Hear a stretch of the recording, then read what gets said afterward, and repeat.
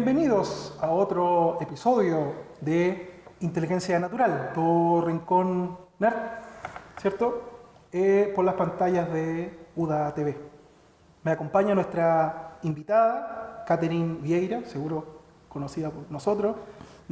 Forma parte de nuestra universidad desde el año 2020. Ella es astrónoma y nos va a acompañar el día de hoy para una conversación científica, ¿cierto? Para que podamos interiorizarnos un poco más de lo que es la astronomía en sí, ¿cierto? Tal vez un mensaje a los chicos que están pensando en dedicarse a la astronomía, hablar un poquito acerca de la actualidad y finalmente tal vez hablar un poquito acerca de cómo nosotros estamos en nuestra universidad con respecto a esta ciencia tan apasionante. Así que le damos la bienvenida, doctora Catherine. Muchas gracias por aceptar nuestra invitación. Muchas gracias también por invitarme, un gusto. ¿Pietro por Chile? Bueno, junto con saludar también a todas las personas en su casa. Como mencionaba Carlos, para entrar en temas de contingencia, en estas últimas semanas hemos escuchado mucho acerca de la actividad que ha tenido el Sol. Entonces, yo le quería consultar qué le pasa al Sol, qué nos está haciendo a la Tierra, qué nos podría provocar como sociedad, como algún efecto, como se ha mencionado el evento Carrington. ¿Será posible una situación como esa? Y nos puede contar un poquito de qué le pasa al Sol, está enfermo, está resfriado. Bueno, el Sol desde el punto de vista de la astronomía es una estrella en principio relativamente tranquila. Hay fenómenos mucho más energéticos y más preocupantes en otro tipo de estrellas. Sin embargo, eso no significa que no tenga actividad, y de hecho hay una actividad superficial en el Sol. Algunos habrán escuchado de las manchas solares. Y esa actividad de las manchas y lo que se ha visto recientemente, que son eyecciones de masa coronal, están relacionadas con un ciclo de actividad solar que dura 12 años. En realidad se trata de 22, porque eso está relacionado con un cambio de polaridad en el campo magnético del Sol. Los polos magnéticos del Sol, digamos que por ejemplo está el norte aquí arriba y el sur aquí abajo, tardan 11 años en dar la vuelta y después otros 11 años en regresar. Entonces el ciclo completo dura 22 años, pero en este cambio de polaridad, cada 11 años sube y cada 11 años baja el número de manchas solares.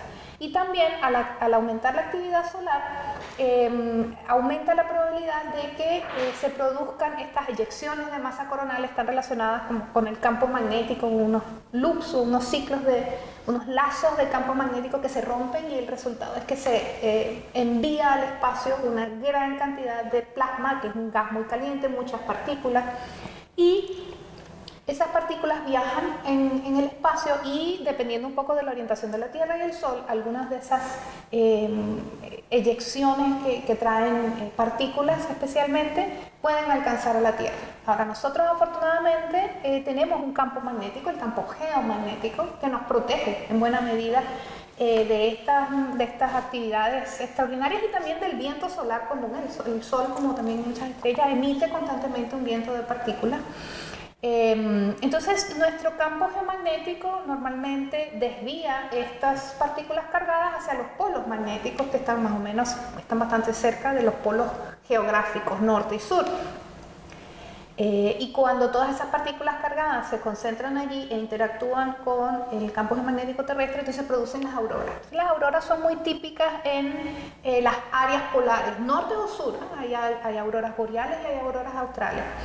Pero cuando se da esta actividad del Sol incrementada, pues entonces la Tierra recibe un flujo mucho mayor de partículas, y entonces es probable que tú veas las auroras en regiones más ecuatoriales, más cerca a latitudes más bajas.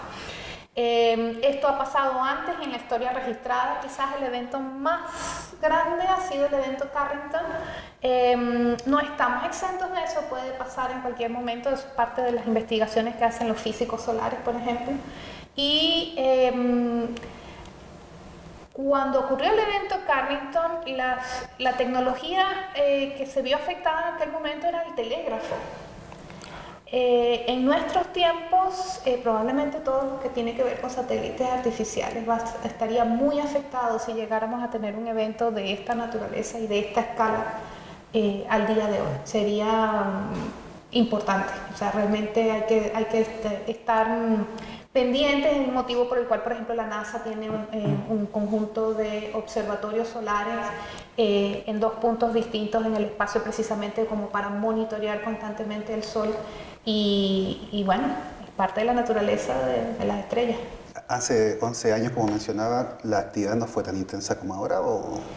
Hay un ciclo más o menos básico que ocurre, pero hay también una componente aleatoria. Y ¿No es predecible? No, hay una parte que no es predecible. Hay un ciclo que sí es predecible de 11 años. Más o menos tú sabes que la actividad sube y baja, pero en los momentos de mayor actividad tú puedes tener, si por alguna casualidad tienes una mancha muy grande o que varias manchas se unen y eso incrementa la posibilidad de mayor actividad y de que ocurra esta eyección de masa coronal. Pero eso es azaroso. Sí, en buena medida es azaroso. Tienes un máximo de actividad, pero los detalles de esa actividad no los puedes predecir quizás como se hace con el clima o incluso como se hace con los huracanes, que tú puedes decir, bueno, que reúnes información y más o menos puedes decir cuál va a ser la trayectoria. Acá hay una predicción de la actividad básica que está relacionada con este cambio de la polaridad del campo magnético solar, pero ya los detalles de esa actividad Posible. ya no es tan predecible. Además dependerá de la dirección en la cual sale justamente el flare del Sol. Si está direccionado a la Tierra, nos afecta; si va hacia Venus, no necesariamente. No nos afecta, efectivamente, depende de si esta eyección de masa coronal está dirigida en otra dirección, ni nos enteramos. Y también había leído una vez que esto pasa también cuando 2 líneas de campo magnético se intercruzan, algo que no debería de pasar. Entonces, cuando empieza a estallar y eyectar masa coronaria. Sí, en las líneas de campo magnético, cuando uno ve un dibujo, uno ve unos dibujos como muy básicos, muy lindos, en las que salen las líneas del polo norte al polo sur. En la superficie solar esas líneas están muy enredadas. Y entonces cuando se cruzan o cuando se tropiezan, digamos, estas líneas de campo magnético, ahí es donde suele haber un destello de energía, una liberación explosiva de energía. Y se producen estos eventos. El campo magnético de la Tierra es más uniforme, más que el Sol. No soy una experta del tema, sé que hay algunas anomalías en el campo magnético terrestre. Hay la más importante es una que se llama la anomalía del Atlántico Sur. Entonces, pero En buena aproximación, paralelo cerca del Ecuador, digamos, y los polos perpendiculares. O sea, eso sí, es como el digamos, picture que uno tiene. A escala general, sí, tú tienes tus líneas de campo magnético que entran más o menos en el polo norte y en el polo sur, magnéticos, y de hecho lo que sí es muy curioso es que los polos magnéticos están intercambiados, es decir, el polo sur magnético está cerca del polo norte geográfico y Claro. lo mismo en el otro lado. Bueno, de momento, porque la Tierra de vez en cuando cambia su campo magnético. Eso también es importante porque en escalas de tiempos geológicas hay evidencia de que en efecto el campo magnético de la Tierra también ha cambiado, también se ha movido. Y lo que ocurre también con estos cambios es que cuando tú tienes estos cambios de polaridad, en realidad no es que el campo magnético se mantenga y dé la vuelta, sino que él como que se apaga, da la vuelta y después se vuelve a encender.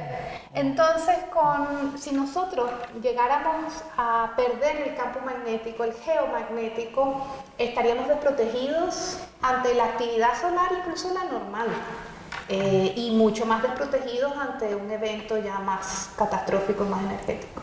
¿El ciclo de la Tierra es mucho más extenso, según? Entiendo que es muchísimo más largo y no es tan cíclico como el solar. El solar está muy bien medido, ha sido medido por unos 400 años y la verdad es que es bastante regular. El de 11 años. El de 11 años en el Sol, sí. El de la Tierra, no, yo entiendo que varía en escalas de tiempo geológico, son millones de años, cientos de millones de años, y entiendo que no ha sido tan regular.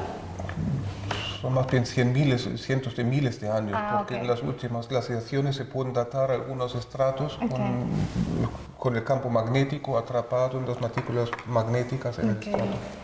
Sí, recién mencionaba que esto nos podía afectar a los satélites.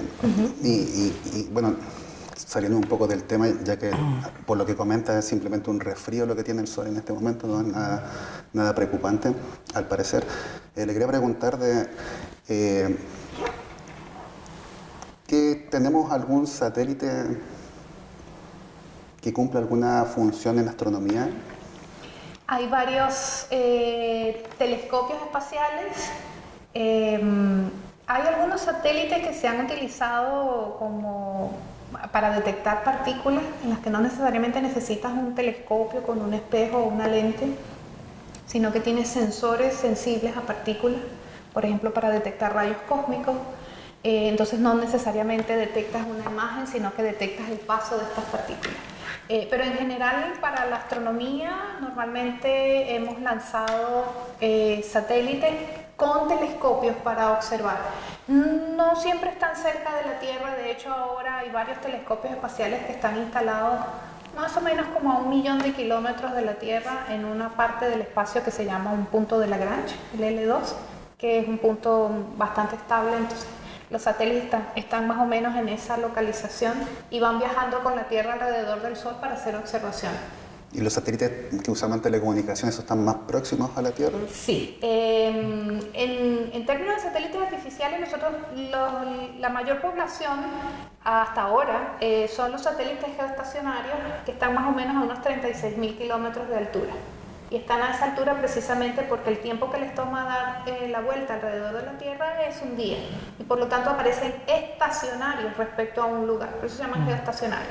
Entonces los utilizan mucho para comunicaciones porque efectivamente estás viendo una misma zona de la Tierra y puedes mandar una señal desde una parte del planeta a otra.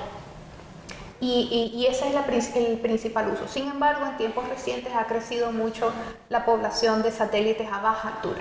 A baja altura típicamente se tenían satélites para el clima, por ejemplo, para tomar imágenes de la Tierra, de la superficie, para hacer predicciones de clima, pero en tiempos recientes ha subido mucho la población de satélites para la transmisión en Internet, para la señal de Internet. Son los satélites de baja altura que están más o menos entre los 500 y los 2.000 kilómetros de altura y son cada vez más. Molestan cada vez más también en la astronomía terrestre, si tengo entendido. Nos están molestando ahora, sobre todo con los telescopios de amplio campo que están ya trabajando y los próximos por venir, que son telescopios que pueden observar áreas extensas del cielo y en consecuencia si están pasando estos satélites a cada momento, porque son muchos, son miles, y se planean que sean cientos de miles, les llaman de hecho constelaciones de satélites. Entonces si esos están pasando a cada momento por delante del telescopio, dejan unas trazas porque son satélites que están muy cerca además, entonces son brillantes. Los geoestacionarios nunca han sido un problema, en primer lugar porque están básicamente estacionarios, no estrictamente, ellos se mueven un poquito, ellos dan unas vueltitas más o menos, de hecho tienen que corregirles la posición cada 2-3 meses, les hacen unas pequeñas maniobras y es por ese motivo que al final te duran como unos 15 años y después tienes que desecharlos porque no tiene, el satélite puede estar en perfecto funcionamiento pero ya no tiene combustible para hacer estas maniobras de corrección. Entonces los tienes que mandar a una órbita cementerio. Entonces nosotros de por sí ya teníamos un problema de basura espacial o de escombros espaciales un poquito más afuera de lo que se llama el anillo geoestacionario. Pero ahora entonces estamos también teniendo este problema con satélites a baja altura que ellos no quedan como basura porque suelen durar unos 5 años y después la órbita cementerio cae a la Tierra. Para estos satélites de baja altura básicamente los envías como de regreso a la Tierra y para que se destruyan. Se destruyen con la atmósfera. Los geoestacionarios no, los geoestacionarios están demasiado lejos, lo que haces es, con el mínimo combustible que te queda, los envías un poquito más afuera, como unos 1.000 kilómetros más afuera, pero quedan ahí moviéndose como para siempre, espacial. Como basura espacial. En el caso de los satélites de baja altura, el problema es que ellos contaminan visualmente, porque son mucho más brillantes. Los geoestacionarios tú no te enteras, pero estos que están acá, están pasando constantemente, son brillantes, pueden llegar a ser visibles a simple vista, mucha gente los ha visto, por ejemplo, cuando los lanzan, y se están convirtiendo en un problema para la astronomía.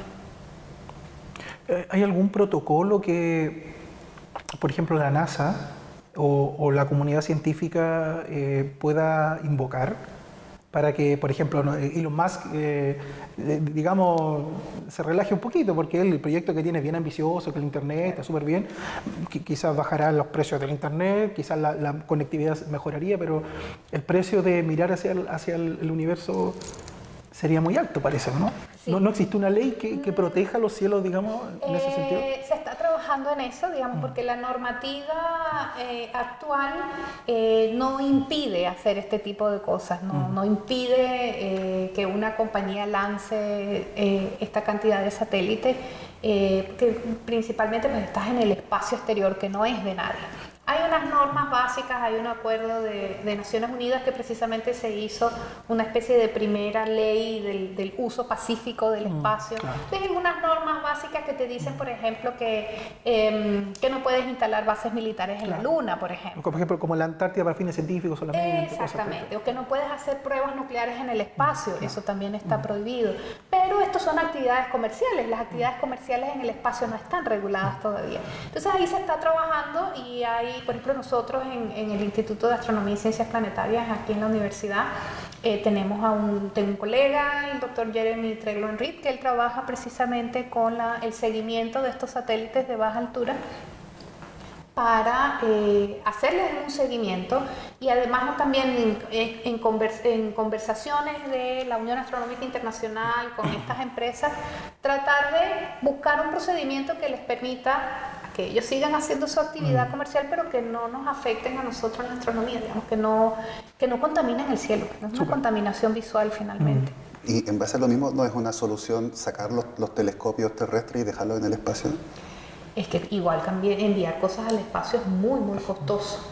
Estos satélites, por ejemplo, los que mandan estas compañías no son más grandes que esta mesa, por ejemplo, pero un telescopio espacial, el Hubble, tiene el tamaño de un bus. Entonces ya son cosas más grandes, o sea, subir un telescopio al espacio es una misión compleja.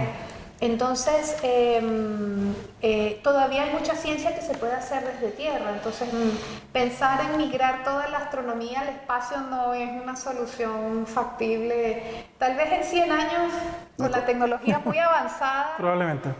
Ya será muy natural que todos los telescopios estén en el espacio, incluso en la Luna. Ya hay proyectos, hay diseños o prototipos de, por ejemplo, radiotelescopios en el lado oculto de la Luna. Pero nada a corto plazo, todo No, eso son proyecciones. O sea, bueno, como país es bueno que sea así, ya que entiendo que los telescopios más grandes, más importantes están acá en Chile. Porque las condiciones de Chile son muy especiales y no se reproducen en cualquier parte. Hay muchos sitios que pueden ser oscuros, pero tú necesitas que esté despejado buena parte del año, necesitas que esté a una cierta altura para evitar la turbulencia que está a nivel del mar, necesitas además una atmósfera muy estable, una atmósfera, cuando tú ves las estrellas titilar, por ejemplo, no es que las estrellas titilan intrínsecamente, no, eso es un efecto de la turbulencia de la atmósfera. Si tú vas al espacio exterior, las estrellas no titilan, son fijas, entonces ellas titilan acá por la atmósfera, entonces los cielos del norte de Chile son muy estables. Ese tema que queríamos ver, así que la invito a hacer una pausa y volvemos con los cielos chilenos.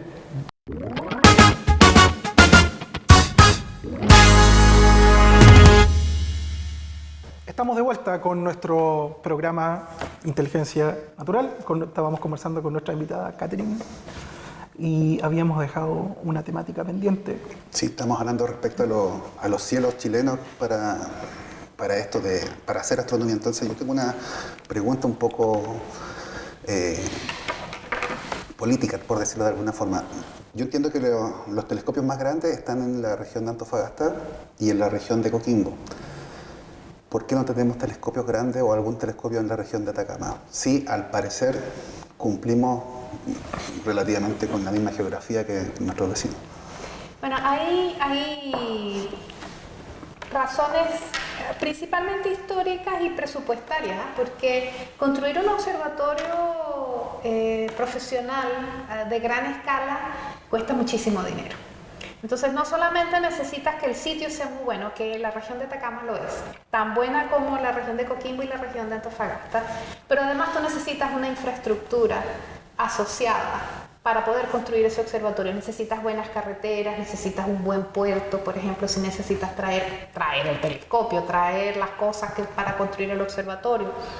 También es muy beneficioso que existan universidades o centros que se apoyen de ese observatorio. Entonces, de hecho, el primer estudio profesional astronómico que se hizo de los cielos del norte de Chile se hizo aquí en la región de Atacama.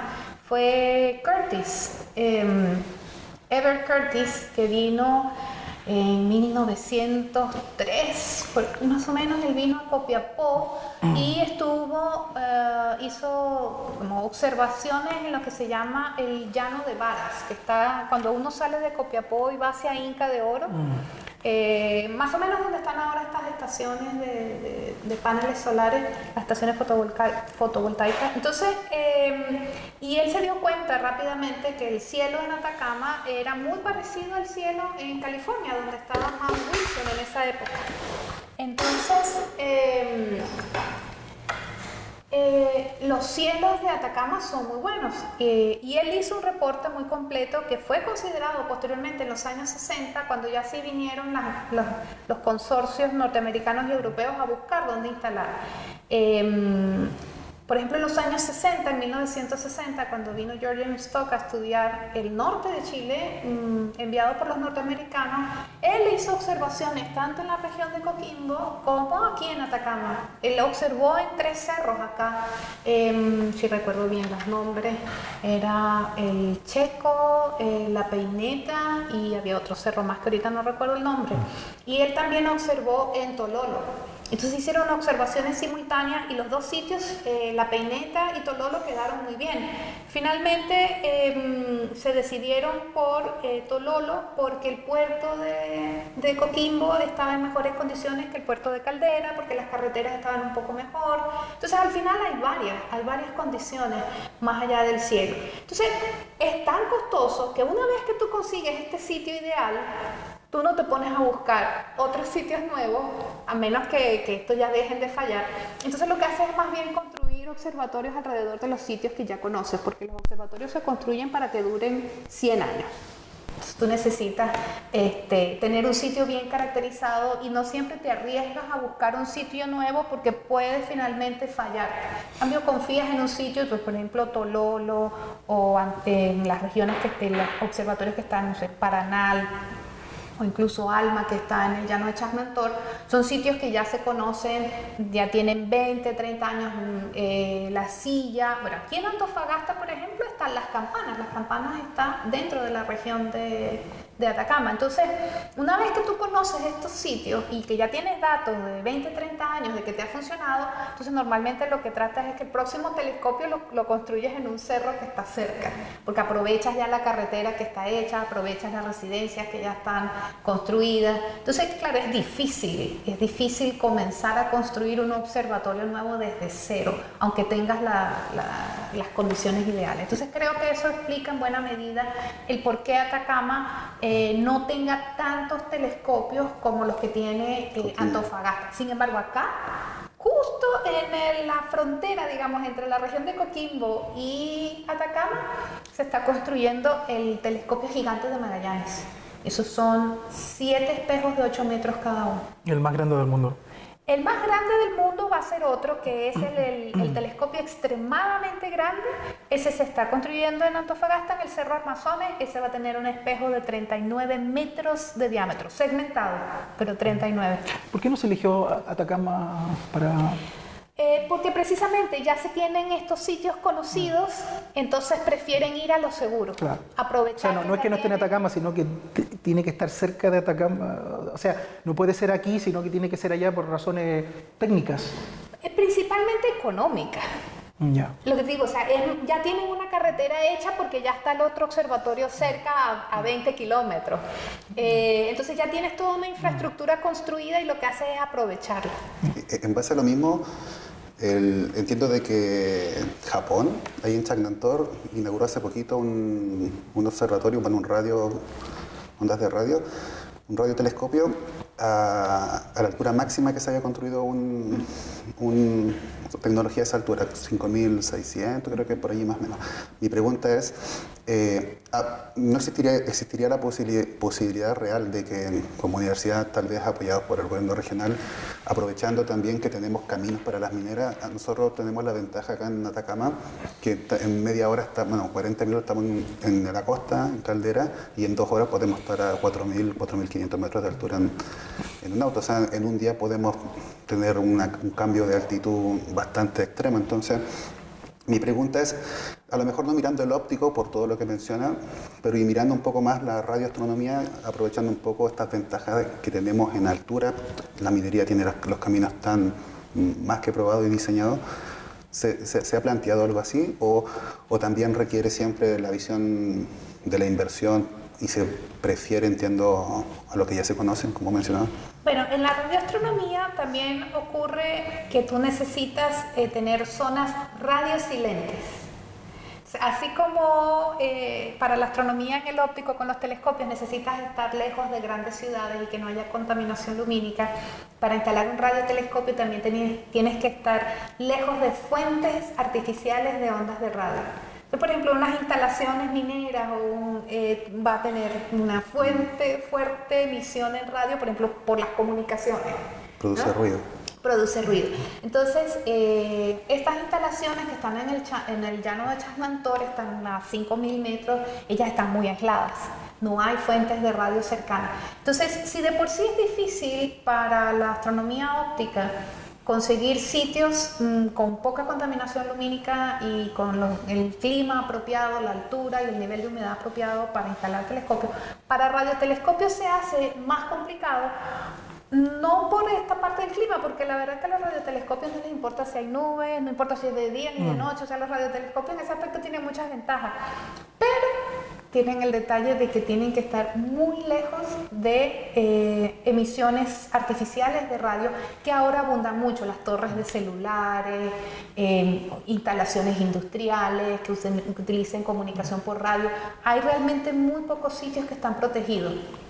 Por darte un ejemplo, hay un radioobservatorio, creo que en Virginia Occidental, en Estados Unidos, que ha estado protegido por ya más de 50 años. Hay una ley que protege a West Bank, que es donde está el radiotelescopio, y hay toda una zona de varios kilómetros alrededor en los que tú no puedes tener tecnología,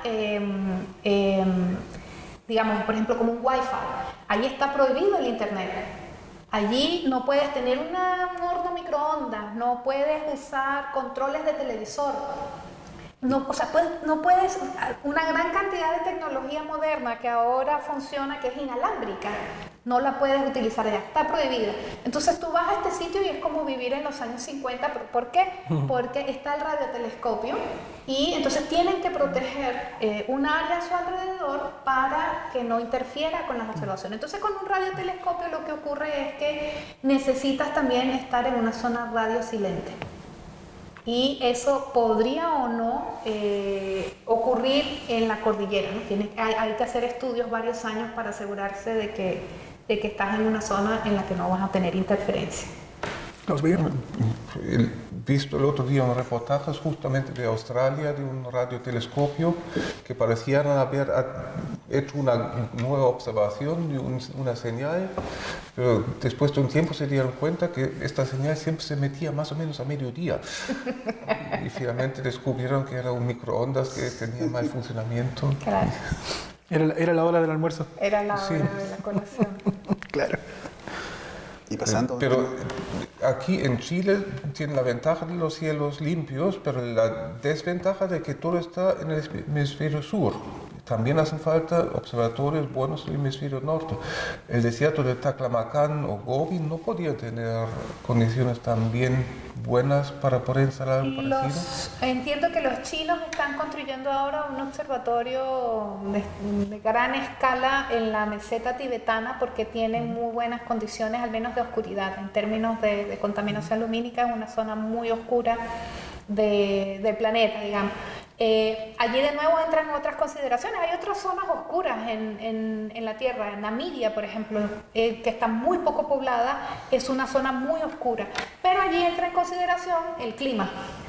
Por ejemplo, que tengas tantos días despejados al año, que tengas baja humedad, no todos los lugares lo cumplen. Sin embargo, por otro lado, históricamente, de hecho, el problema fue que siempre hubo muchos telescopios en el norte. En realidad siempre hicieron falta telescopios en el sur. Y te estoy hablando no solamente de telescopios ópticos, sino también en radio. Hay un problema que se ha estado trabajando en los últimos años, y es que se necesitan radiotelescopios para definir sistemas de referencia en el espacio, digamos, para orientar, saber las posiciones exactas de los astros, etcétera, o de una nave espacial, por ejemplo, y se construye este sistema de referencia usando observaciones por radiotelescopios, y hay pocos radiotelescopios en el sur. Recientemente, hace unos pocos años, se instaló uno en Malargüe, en Argentina, pero ha habido la necesidad de construir más hacia el sur, y además para la astronomía, interesantemente, el sur es mejor porque el centro de la Vía Láctea y las nubes de Magallanes se ven mejor desde acá. Entonces, finalmente, en términos generales, en realidad es bueno tener un balance, ver tanto del norte como del sur. Bueno, Australia me parece que también está construyendo grandes radiotelescopios. Sí. Aprovechando el hecho de que prácticamente Australia, excepto por la costa, que es la que está poblada, el centro de Australia es absolutamente libre, salvaje, Claro. sin contaminación. Oscuro, desértico. Oscuro, desértico, seco, en fin, entonces te puedes ahorrar muchos problemas. Yo le quería preguntar,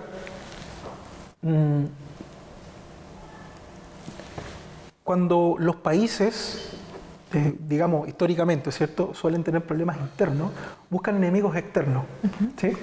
Entonces, traslademos esto a la astronomía.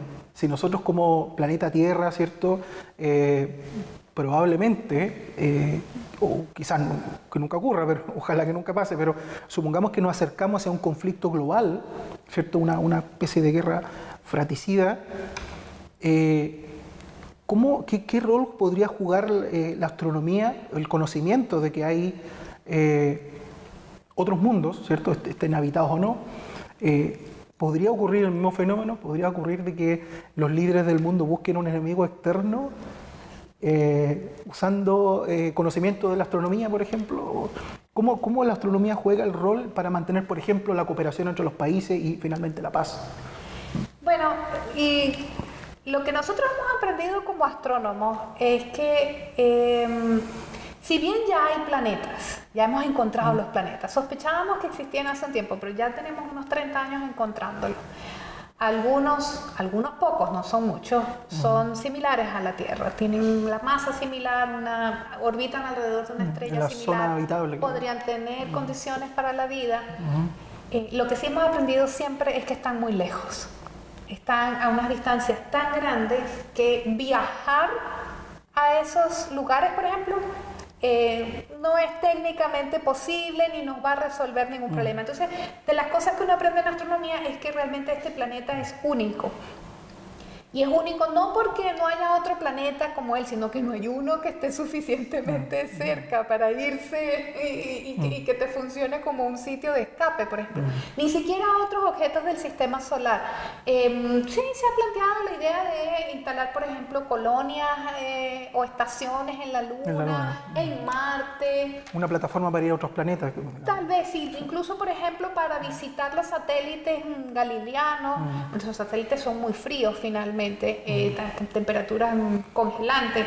Entonces, digamos, Marte parece lo más razonable, como lo más parecido a la Tierra, como un lugar para eventualmente instalar algún tipo de laboratorio. Pero definitivamente este planeta hay que protegerlo y hay que aprender a vivir con el hecho de que podamos estar solos. Exacto, porque no tenemos muchas otras opciones prácticas de a dónde irnos. Doctora, quiero invitarla al corte y dejar el tema planteado para el siguiente bloque. ¿Qué estamos haciendo nosotros? ¿Qué se ha hecho? ¿Y qué queda por hacer en nuestra universidad con respecto a la astronomía? Así que les invito, no se vayan.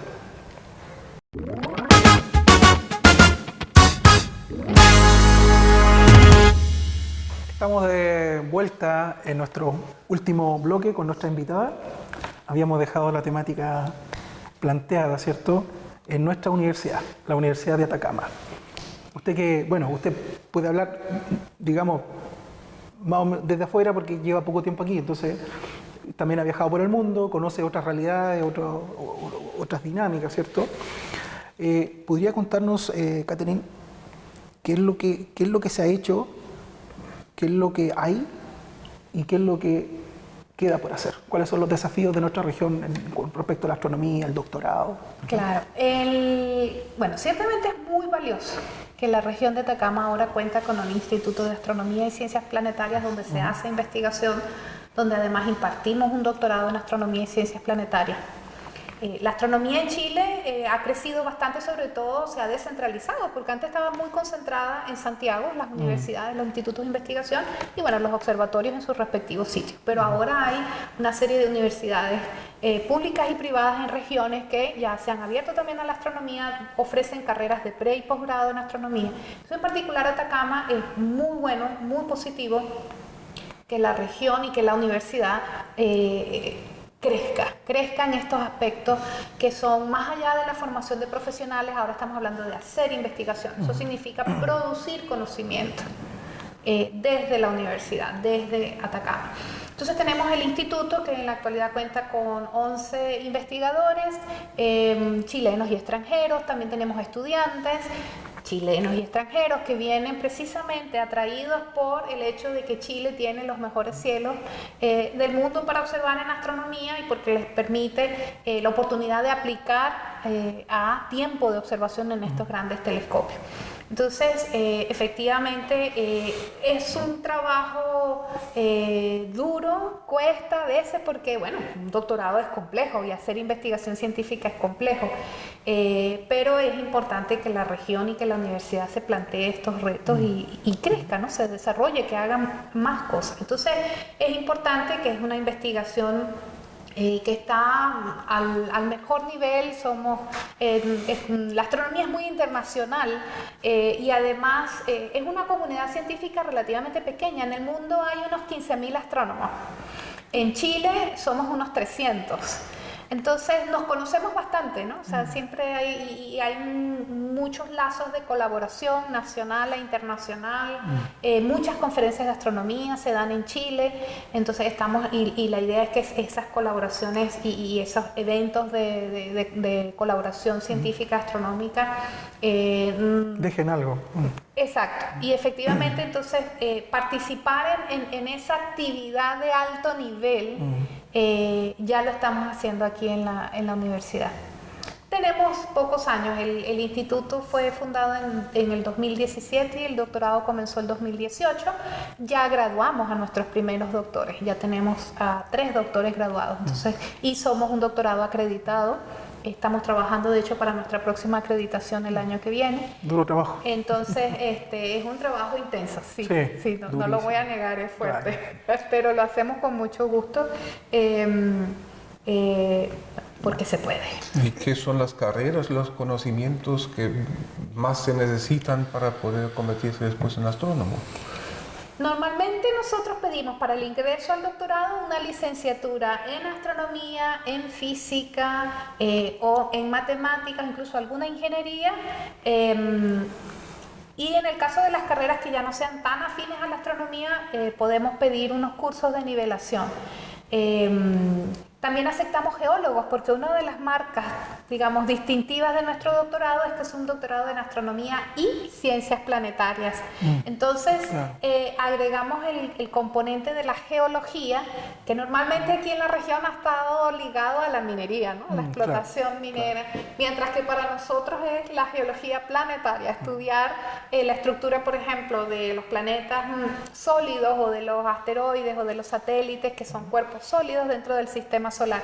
Y efectivamente, para estudiar este tipo de cuerpos, los geólogos pueden saber bastante más cosas que los astrónomos. Entonces, este doctorado un poco busca aprovechar esas capacidades y conocimientos instalados aquí en la universidad para buscar nuevas vías de aplicación. La minería está muy bien, por supuesto, pero que ahora tú puedas tener geólogos interesados en hacer investigación en astronomía. Uno de nuestros graduados es un geólogo, entonces su tesis estuvo relacionada con meteoritos y explosiones de supernovas. Entonces eso es una aplicación como dice, muy interesante. Eso es un plus de este doctorado. Sí, efectivamente, somos el único doctorado en Chile que somos de astronomía y ciencias planetarias. Entonces, es un atractivo y entre nuestros estudiantes, te digo, tenemos no solamente astrónomos, sino que también hemos tenido geólogos, tenemos también a una bioquímico que está interesada en estudios de formas de vida extrema, porque el desierto de Atacama es lo que se llama un símil planetario. Las condiciones del desierto son tan extremas que lo más parecido que tenemos a Marte en la Tierra está aquí en Atacama, en el desierto. Entonces, es estudiar, por ejemplo, estas formas de vida extremas, los extremófilos en el desierto, te puede dar pistas de cómo podría surgir la vida en otras partes del sistema solar o en otros planetas, exoplanetas. ¿Pero por Chile? Sí, no, relacionado con lo mismo y lo conecto con una pregunta que me quedó del bloque anterior. Esto de las ciencias planetarias, recién nos contaba que ya se han descubierto varios planetas que pueden ser candidatos a ser como la Tierra, tener la misma estructura, entonces uno podría extrapolar a que podría también existir algún tipo de vida. La pregunta es, hace un tiempo se pensaba que se habían encontrado algunas señales o algunos indicadores de que podrían haber extremófilos en Venus. Y en base a lo que le quería preguntar, ¿cómo se hace eso? ¿Cómo es la investigación ligada a cómo podemos decir de que en Venus podría haber vida si es que nos vamos hacia allá? ¿Cómo lo conectamos con la ciencia de los planetas? ¿Cómo el estudiante que no esté mirando, el futuro astrónomo, puede interesarse en estos temas de que hay harto que hacer y falta harta gente? Bueno, allí ese es un tema es interdisciplinario entre la astronomía e increíblemente la biología. Ahí entra más bien la parte de astrobiología, en la que tú intentas buscar estas señales de otras formas de vida en cuerpos celestes. Entonces tú generalmente tratas de buscar marcadores biológicos, les llaman, o otras señales en las que tú puedas determinar que la fuente, por ejemplo, de esa señal, no estoy hablando necesariamente de una señal electromagnética ni de un mensaje, sino estoy hablando, por ejemplo, de la luz que recibes de ese objeto, que se analiza con un espectro y que te puede decir hay este tipo de elementos químicos, hay este tipo de moléculas. Si tú puedes determinar que la presencia de esas moléculas o de estos compuestos químicos complejos no lo puedes atribuir a un proceso natural sin vida, sino que necesariamente lo tiene que producir una vida como la conocemos en la Tierra, ahí tú puedes pensar en, bueno, puede haber algo, puede haber una forma de vida en ese lugar. Hay también otros tipos de estudios que van más buscando señales tecnológicas. Eso se hace con exoplanetas. Si tú recibes una señal electromagnética y te parece que no es una fuente natural, sino que podría ser una fuente artificial, entonces tú allí podrías sospechar de la presencia de una civilización. Como la señal WOW. Exacto. O sea, como una señal que no es natural, no tiene una fuente natural y por lo tanto la podrías atribuir a una civilización con tecnología. Ahora, volviendo al tema de las formas de vida, uno sí tiene que comprender que nuestra visión de la vida es muy geocéntrica, es decir, la forma de vida que conocemos es la que tenemos acá, con el ADN, una vida en base a carbono, construida en estos genes de ADN con unos ciertos componentes. Entonces, puede que estemos un poco ciegos a la hora de buscar vida porque el único conocimiento que tenemos es comparando con la vida que tenemos acá. Entonces, por eso el estudio de los extremófilos es importante, porque las condiciones en otros lugares del sistema solar son mucho más extremas de las que tenemos en la Tierra. La Tierra es muy bonita, muy cálida, todo muy promedio, sin mayores extremos de temperatura. en otros lugares del sistema solar las cosas son muy frías o son muy calientes, no hay una atmósfera que te proteja. Entonces por eso es interesante estudiar la vida, aunque sea aquí en la Tierra, que vive en condiciones extremas, la vida que vive con muy poca humedad y con una inmensa radiación ultravioleta como en el desierto de Atacama. Hay también unas formas de vida, por ejemplo, profundas en los océanos, donde están donde hay actividad volcánica subterránea y está por debajo del océano y está el agua muy caliente, pero con la alta presión del océano y con todas las sustancias químicas que están saliendo, esta lava que sale desde abajo del océano. Son las fumarolas. Por ejemplo, entonces allí hay unas condiciones muy fuertes de presión atmosférica, de temperatura, las sustancias químicas también que están allí presentes y que no son como las promedios habituales en las que nosotros nos movemos. Entonces ahí hay formas de vida también. Entonces si tú estudias las formas de vida en estos ambientes extremos, te puedes dar una idea de, bueno, yo tengo que buscar las señales que me producen este tipo de sustancias o este tipo de moléculas, las tengo que buscar en las observaciones que yo hago de otros cuerpos celestes para quizás buscar estas señales de vida que no difícilmente van a ser como las que nosotros tenemos acá porque vivimos en un planeta, en realidad evolucionamos para estar en estas condiciones tan tibias y agradables. Pero tampoco habría que limitarse a planetas, existen también lunas como Encelados, por ejemplo, donde se sabe que hay un océano en profundidad que estaría protegido de la radiación y donde se podía sospechar que podría haber por lo menos vida primitiva. Claro, pero entonces ahí estamos hablando de vida en el océano y aquí lo que entendemos de la vida surgió en el océano, las primeras formas de vida surgieron en el agua y por lo tanto allí podrían existir formas de vida. La más antigua del planeta. Entonces, y también tiene que estar preparado, digamos, no debería sorprendernos de que pueda existir formas de vida menos avanzadas. Más avanzadas no, porque si algo muy avanzado estuviera cerca, creo que ya nos hubiéramos enterado, a menos que no se quisieran dejar ver. No necesariamente, porque nosotros estamos limitados en lo avanzado a recibir radiación electromagnética. Si hay vida avanzada en un océano, no va a emitir radiación electromagnética. Protegida allí no nos enteramos, claro. O fuera del horizonte observable, ¿no? Ahí ya no nos vamos a enterar nunca. Ahí sí O también si la señal es tan baja y tan débil que desde aquí no se puede detectar. Aunque detectáramos un gusanillo por ahí en alguna luna, ¿de qué nos sirve si no nos podemos comunicar con él?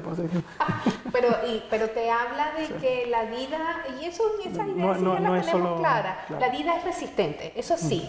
La vida, y esto un astrobiólogo se lo puede explicar con bastante más detalle, pero lo que yo les he escuchado a ellos en algunas charlas es que la vida es difícil que aparezca, pero una vez que aparece es muy resistente. Tiene fuerza.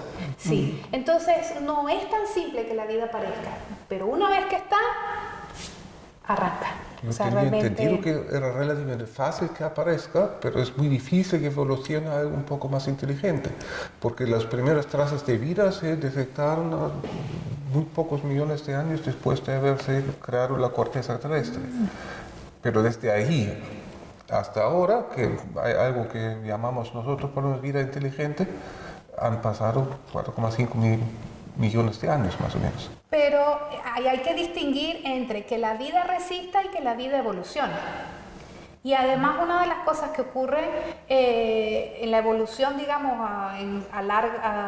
sobre escalas de tiempo grandes, es que no estamos enteramente protegidos de fenómenos de destrucción masiva. En la Tierra se sabe que ha pasado por 5 eventos masivos de destrucción de la vida. El más reciente hace 65 millones de años con el asteroide de Chicxulub que extinguió a los dinosaurios. Y ha habido al menos otras 4 extinciones masivas previas, al menos una o dos más relacionadas con eventos astronómicos. Una explosión de alguna supernova cercana que básicamente bañó a la atmósfera con radiación gamma, en fin. Entonces, digamos, uno podría distinguir 3 etapas, digamos, la aparición de la vida, la resistencia del medio. A permanecer y finalmente evolucionar. y que no te pase algo en el camino que te destruya la vida, ¿no? Entonces, aquí por ejemplo en la Tierra también ha habido momentos de actividad volcánica muy intensa que ha vaciado es una extinción del 80, del 90% de las formas de vida conocidas, pero lo poco que queda ha resistido y ha vuelto a evolucionar y estamos nosotros, no estaríamos hoy si los dinosaurios probablemente hubieran sobrevivido. Tal vez habría una cuarta etapa, que es la autodestrucción de los seres inteligentes. Que esperemos que no ocurra. Bueno, estamos en ello. Antes de que no quiero dejar escapar la pregunta, en base a lo mismo, siempre en la prensa que le gusta un poco alarmista, hablan de esto de los posibles asteroides que vienen sobre la Tierra. La pregunta es, ¿tenemos conocimiento certero de que no nos va a pasar nada en el corto plazo respecto a un asteroide? Se están haciendo muchas observaciones y hay muchos proyectos dedicados precisamente a revisar bien nuestro sistema solar y asegurarnos de que cualquier piedra peligrosa que esté por ahí, sepamos dónde está, calculemos bien su trayectoria y ojalá no nos llegue. Ahora, es verdad que dentro del sistema solar hay una cantidad de objetos, algunos de los cuales podrían tener órbitas peligrosas. El objeto que adquirió más fama en este aspecto fue Apophis. Es un asteroide que cuando se descubrió, prácticamente a los pocos días de observarlo y hacer unas primeras estimaciones de órbita, daba que iba a chocar con la Tierra en el 2029. Entonces, por supuesto, eso generó una alarma. Ahora, una de las cosas que pasa con la predicción de órbita es que hay un grado de error.